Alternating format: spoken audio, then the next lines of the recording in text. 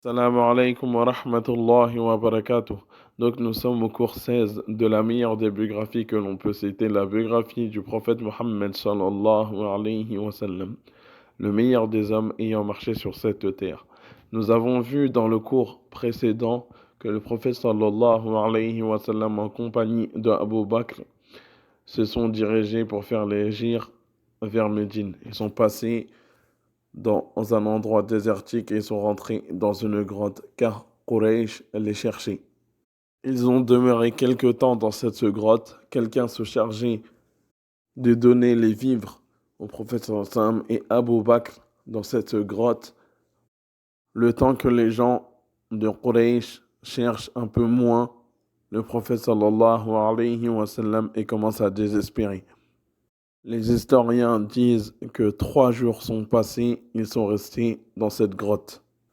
Puis ils sont sortis et se sont dirigés dans un premier lieu vers Quba, juste avant de rentrer dans Médine. Et oui, Médine avant était tout petit, il n'y avait pas beaucoup de construction, etc. Donc Médine et Quba, ils étaient vraiment distincts. Mais maintenant, tellement il y a des constructions, il y a des gens, on dit que Quba est dans Médine. C'est-à-dire que quand on dégrossit quelqu'un qui est à la Mecque, tu lui dis j'habite à côté de Quba, j'habite à Quba, il te dira ah, t'habites à Médine. Puis on a vu que le prophète sallallahu alayhi wa sallam est resté longtemps à Quba et a fait une mosquée, qui est la première mosquée de l'islam. La première chose que le prophète sallallahu alayhi wa sallam fit quand il est arrivé à Médine, c'est de faire une mosquée. Le centre d'une société islamique. C'était là où on y accomplissait les 5 prières obligatoires, où le prophète sallallahu alayhi wa sallam réunissait ses compagnons pour pouvoir discuter de ce qu'ils devaient faire. C'est là où il leur enseignait la religion. C'est là où il recevait les délégations qui voulaient se convertir à l'islam. Et parmi les premières choses qu'il a fait, après avoir fait cette mosquée, c'est de fraterniser entre les Ansar, qui sont ceux qui ont accueilli les émigrés, ceux qui étaient déjà à Médine, ceux qui ont secouru le prophète sallallahu alayhi wa sallam, c'est ça la racine, et les Muhajirin, Muhajiroun, qui ont fait l'émigration avec lui, au point que les Ansar qui avaient 2 femmes, ils divorçaient une femme pour pouvoir donner à un muhajir qu'il se marie avec elle. Aussi, parmi les premières choses qu'il a fait le prophète sallallahu alayhi wa sallam, c'est de mettre au clair certaines choses. Car exactement à Médine, il y avait les Arabes associateurs, comme on a vu, et il y avait beaucoup de tribus juives, 3 en particulier. Il y avait Banu Qurayza, Banu Nadir et Banu Qaynuqa. Banu Qaynuqa. Voilà, avec ces 3 tribus juives, il a exactement mis au clair certaines règles. Il a contracté avec eux pour un bon vivre ensemble à Médine, lors de temps de guerre, et etc. Et les jugements, comment ça doit se passer, et plein de choses encore. Et les révélations continuent à descendre sur le prophète sallallahu alayhi wa sallam. Et parmi les choses qui n'ont pas tardé, c'est exactement le tahwil al-qibla, c'est le changement de qibla, de direction qu'on doit se diriger, que le musulman doit chercher pour prier. Avant, la qibla était vers Bayt al-Maqdis, la mosquée de Jérusalem. On dit qu'il a prié dans cette direction plus d'1 an. D'abord, remettons les choses au clair un peu. En fait, le prophète sallallahu alayhi wa sallam, quand il était encore à la Mecque, il se plaçait d'une telle manière que la qibla pour lui, c'était la Kaaba et Al-Quds. Donc il n'avait pas de problème. Il se mettait de telle sorte qu'il puisse prier dans la direction de cette ligne. Donc, il n'avait pas de problème. Mais quand il est arrivé à Médine, là, il devait exactement, il pouvait plus se positionner comme cela. Donc, il a construit sa mosquée à la Qibla de Jérusalem. Il se dirigeait vers Jérusalem et il tournait le dos vers la Kaaba. Et le prophète sallallahu alayhi wa sallam n'aimait pas cela, n'aimait pas tourner le dos à la Kaaba, et etc. Donc, à chaque fois, il attendait un ordre de son Seigneur, car il ne peut rien faire s'il n'y a pas d'ordre. Puis, plusieurs versets lui sont descendus, qui sont dans Surat Baqarah. D'abord, avant de les citer et de citer les sens qu'il aurait rapportés, il faut savoir que ça, c'est encore une petite preuve pour montrer encore la véracité de la révélation. Car le Coran, les versets dans Surat al-Baqarah, si une personne ne lit pas tout, ne comprendra pas la chronologie. Comprendra pas la chronologie. Car Allah a déterminé ce verset, on le met à cette place. Et on ne peut pas faire une histoire comme on veut. D'accord? Il faut lire tout le Coran. C'est pour ça que c'est encore en même temps une épreuve à celui qui veut rentrer dans l'islam. Il faut qu'il lise tout le Coran pour pouvoir bien comprendre. Donc en fait, il y a eu certains versets qui ont parlé de certaines choses au début, euh, comment la direction s'est passée, et puis d'autres versets qu'on trouve à la fin de Surat al-Baqarah, un peu à la fin, qui montrent quelques pages après, au fait, qui montrent au fait c'était quoi le début. D'accord?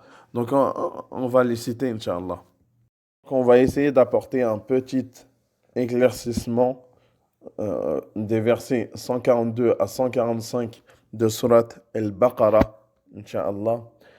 Ce qui est bien dans le Coran, quand on donne un éclaircissement qui aide à la méditation, et etc., à la compréhension, comme le Coran se répète beaucoup, donc les personnes vont comprendre d'autres passages quand ils seront seuls à lire, Inch'Allah. Donc, verset 142, on commence. Les faibles d'esprit parmi les gens vont dire, qui les a détournés de la direction, Qibla, vers laquelle ils s'orientaient auparavant? Dit, c'est à Allah qu'appartient le levant et le couchant, et il guide qui il veut vers un droit chemin.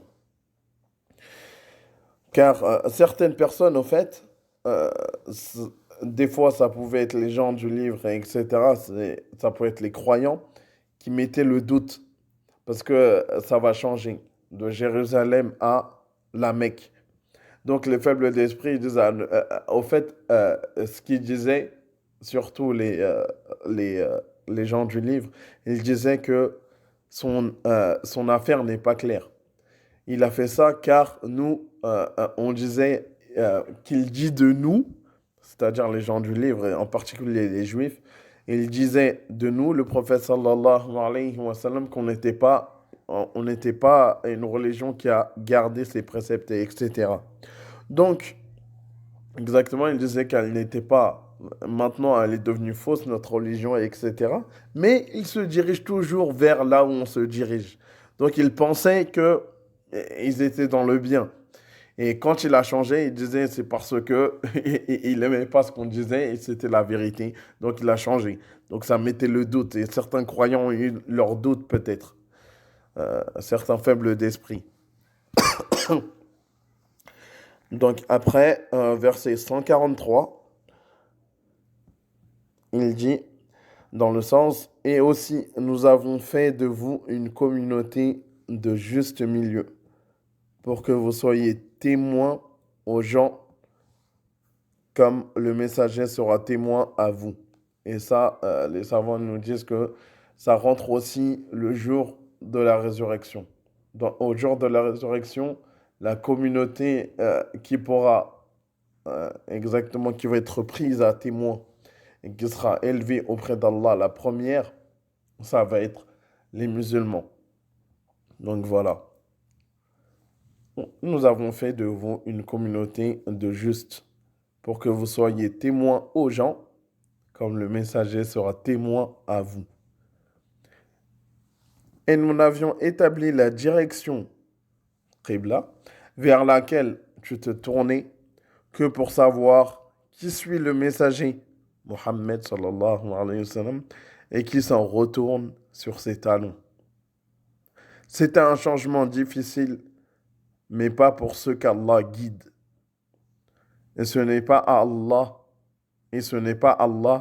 qui vous fera perdre la récompense de votre foi. Et ça, c'est une preuve encore que les savants prennent pour dire que la prière, ce verset, il fait référence à la prière. Et la prière, elle a été appelée comme la foi. Donc quelqu'un qui ne prie pas, les savants, la majorité des savants, beaucoup de savants disent qu'il est mécréant. Certes, Allah a appelé la prière la foi. Donc voilà. Donc il y en a qui disent qu'il est mécréant. Donc, on reprend. Et ce n'est pas Allah qui vous fera perdre la récompense de votre foi. Car Allah, certes, est compatissant et miséricordieux pour les hommes. Verset 144. Certes, nous te voyons tourner le visage en tous sens dans le ciel. Voilà. Et regardez le ciel, le professeur Sam. Nous te faisons donc orienter vers une direction qui te plaît. Tourne donc ton visage vers la mosquée sacrée. Où que vous soyez, tournez-y vos visages. Certes, ceux à qui le livre a été donné savent bien que c'est la vérité venue de leur Seigneur. Et Allah n'est pas inattentif à ce qu'ils font. Verset 145. Certes, si tu as apporté toutes les preuves à ceux à qui le livre a été donné, ils ne suivraient pas ta direction. Et tu ne suivras pas la leur. Et entre eux, les uns ne suivent pas la direction des autres. Et si tu suivais leur passion, après ce que tu as reçu de science, tu serais certes du nombre des injustes. Voilà les versets. Et encore, il y a des versets avant qui montrent que c'était après, au fait, comme il l'explique, les exégètes, et des versets qui arriveront peut-être après, qui respectent la chronologie, car on sait c'est quoi la direction, la Qibla et comment ça s'est passé. Donc voilà pour cela. Donc je vous ai pris un peu de minutes, excusez-moi. Donc demain, on rentrera encore plus dans ce qu'on a besoin de savoir de Médine, Inch'Allah. Barakallahu fikum. هذا والله أعلم وصلى الله على نبينا محمد